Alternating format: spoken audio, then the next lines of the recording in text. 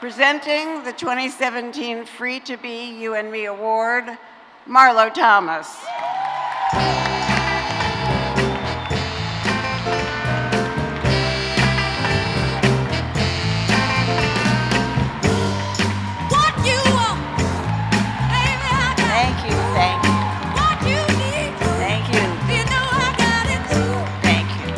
Thank you so much.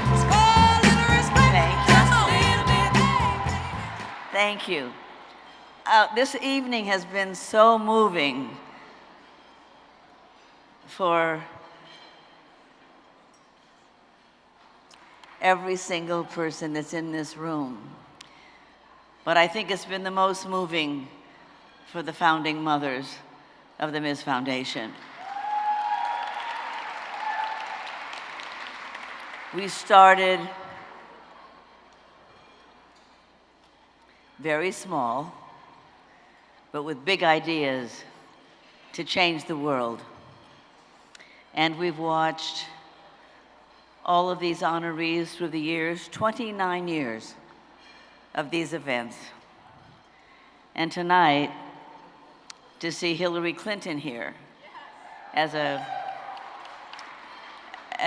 real testament to what we've achieved.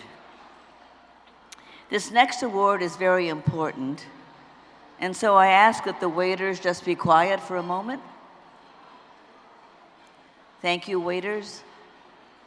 Every award is important. Every person who's being recognized tonight has done something incredible. So I ask everybody for their attention.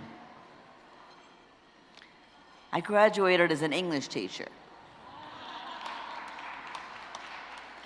So I think that out of respect for all of our honorees, it is important to put down our forks and pay honor to those we have chosen to honor.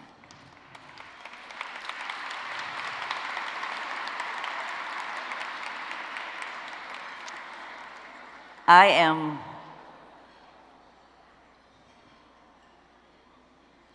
personally thrilled to be presenting this award that celebrates children.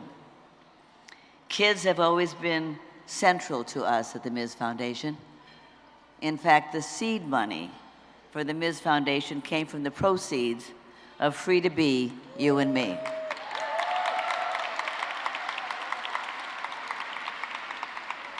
We've always wanted to instill in children the passion to carry forward work like that of Peggy Charon.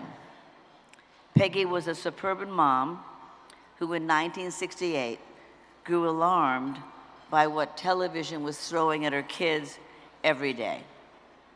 And that's why she founded Action for Children's Television, to take on the FCC and the Congress, which resulted in the Children's Television Act, which set high standards for public TV today. Peggy died 2 years ago, and the founding mothers of the Ms. and the Free to Be Foundations, Pat Carbine, who is here tonight,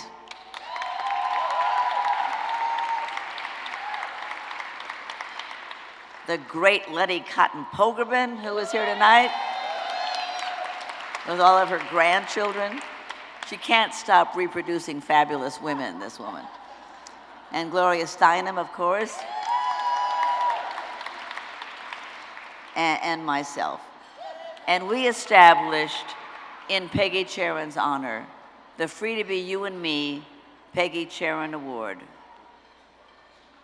recognizing women for championing children. Our first recipient was Joan Gans Cooney, co-founder of the Children's Television Workshop and Sesame Street. I'm sure a lot of you were here that night.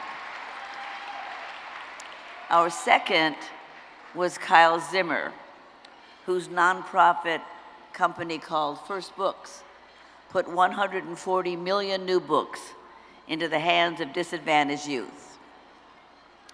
This recipient stands apart from all the others. For one thing, she doesn't have a job. For the second thing, she's completely dependent on other people to put food on her plate. And that's as it should be. She's only 13 years old.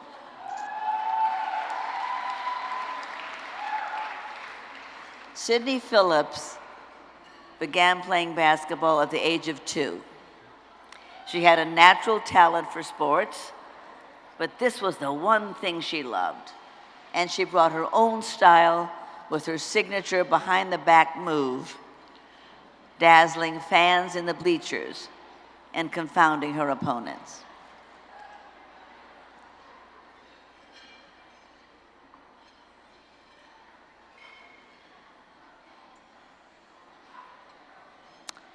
An honor roll student at St. Teresa's Catholic School in Kenilworth, New Jersey, Sydney's an altar server, she's a student council treasurer, and she played on the girls' varsity team in the 6th grade.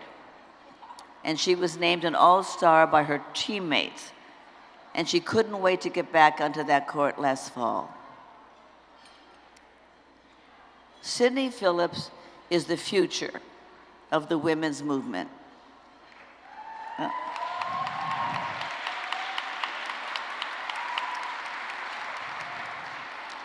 And I most respectfully and with great affection ask you for your attention. Please lower your voices and hear what this young woman has done.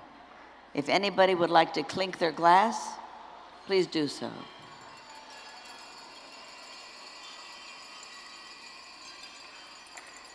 One of the things that we as women pride ourselves on is that we respect other women. And we also respect younger women.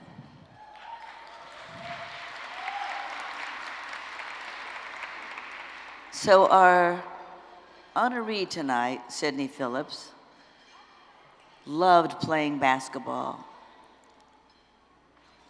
But her school announced that it was disbanding the girls' basketball team, saying that not enough girls had signed up for it. This news was heartbreaking to Sydney, but her parents, Scott, a retired police captain, and Teresa, a volunteer coach, they appealed the decision, but the school wouldn't budge. So Sydney did what any smart, confident girl would do. She asked to play on the boys' team.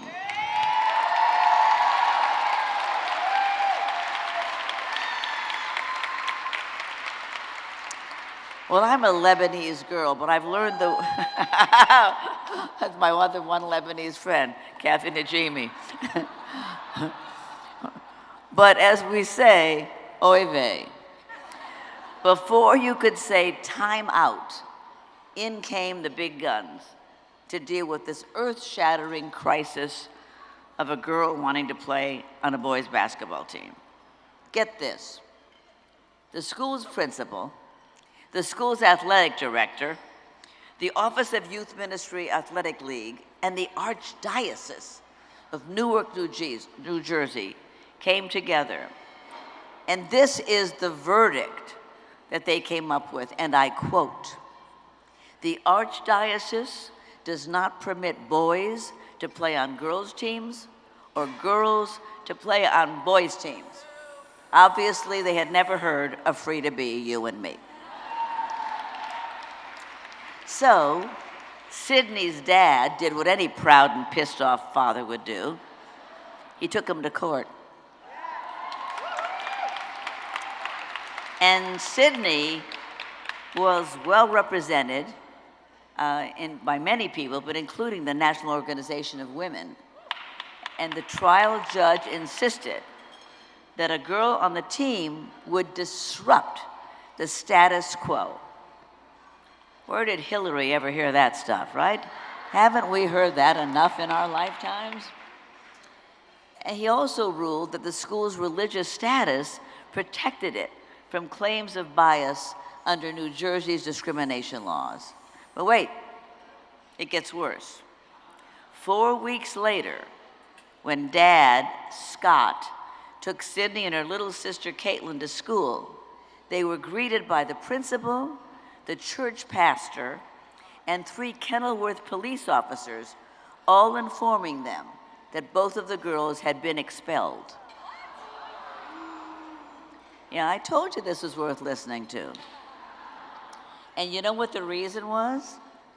Is that according to the school's handbook, if a parent implicated St. Teresa in any legal matter, the children would be removed from the school. Now, back in court, a different judge, this time a woman, ordered the school to reinstate the sisters.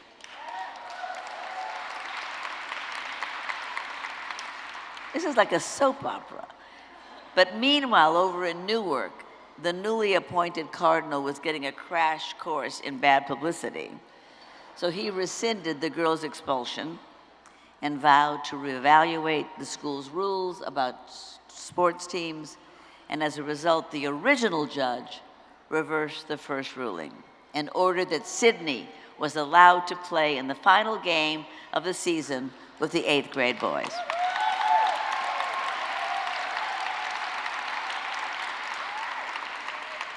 I mean, really, it's pretty exciting. And it's sad that we're still fighting these fights, but how great that this kid and her parents just kept at it. But there's a lot of more twists on this. So on February 19th, Sydney suited up. She took the court with the boys. She scored 2 baskets in front of a cheering crowd. And I love her comment to the reporters after the game. She just said simply, "I finally get to play basketball."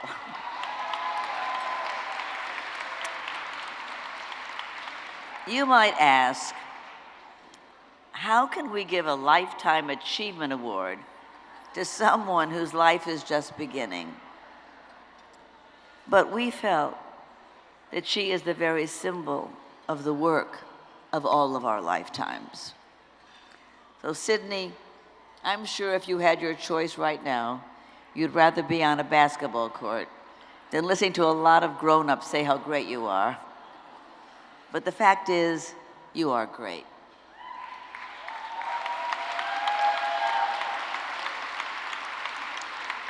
You refuse to relinquish your dream.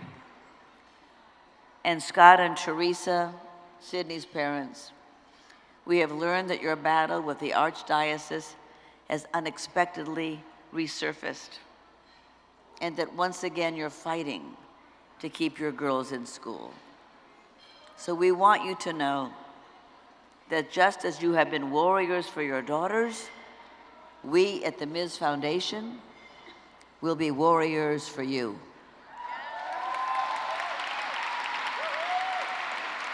Even if it means getting LeBron James to personally escort Sydney onto that damn court.